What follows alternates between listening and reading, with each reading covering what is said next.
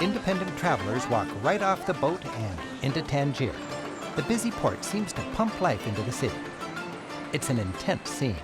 Tangier had long been considered a charmless and dangerous place. But today that's changed, and this city is becoming a proud showcase of the new Morocco. Like so many Moroccan cities, Tangier is split in two. Its old tangled Arab quarter and a new French colonial quarter. While new town buildings feel distinctly European, it's immediately evident that this is North Africa.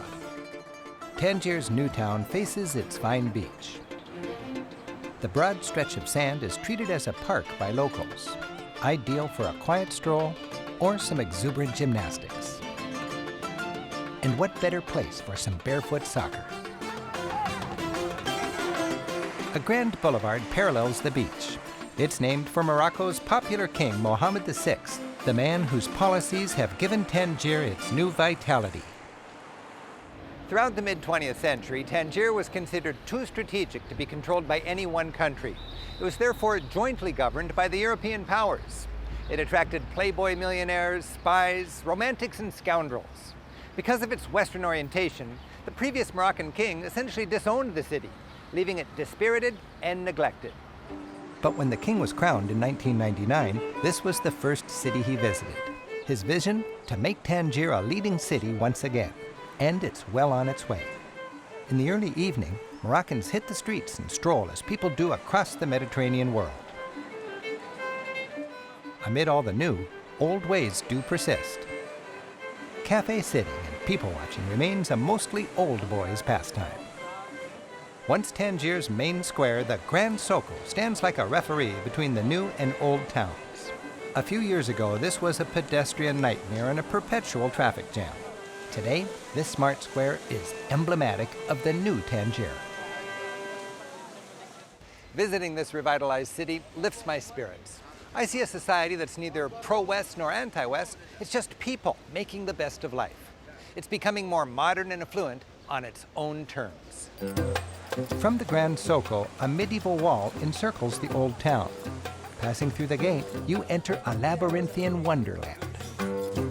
The old town is delightfully disorienting. When exploring on my own, I just wander, knowing that uphill will eventually get me to the castle or kasbah, and downhill will eventually lead me back to the port. Expect to get a little lost. Going around in circles is part of the fun. You can visit Tangier on your own, or you can take a tour. Most visitors take a tour, day tripping in from Spain for a predictable series of experiences. They get their shopping opportunities and a few set-up photo ops. Snake charmers turn on the charm. Hustlers hustle for tips. And folkloric musicians strike up the band.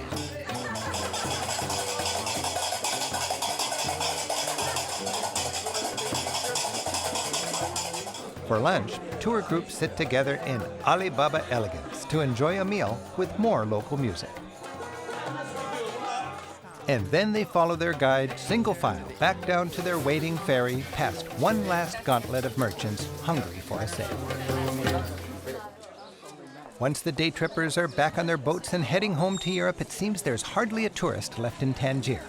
That's why I like to spend the night. Wandering is fun, but to enjoy it with maximum understanding, you can hire a local guide.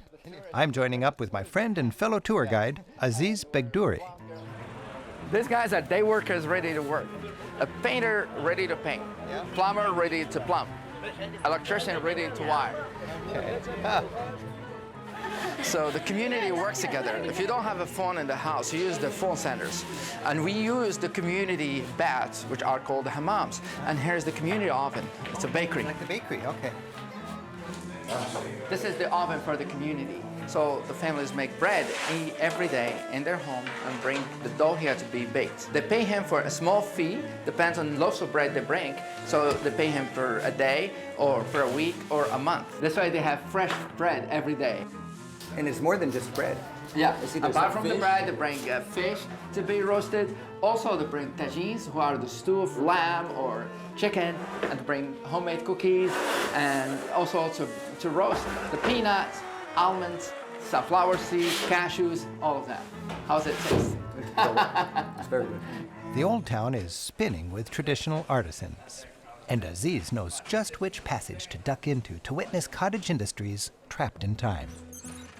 Here are the weavers. They're still working the same way as their parents and grandparents. So this is real crafts and arts that these people have learned from generation to generation. They're very happy to continue doing it.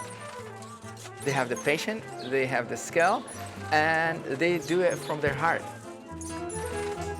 And mosaics are created the same way, by hand and without the precision of modern machinery. So how does he know where to chip? He has a design in his head, and he's working on it. And that way he knows what he's going to create. And all the designs are geometric designs because the Muslims, they don't do faces and images. And that's very Islamic art.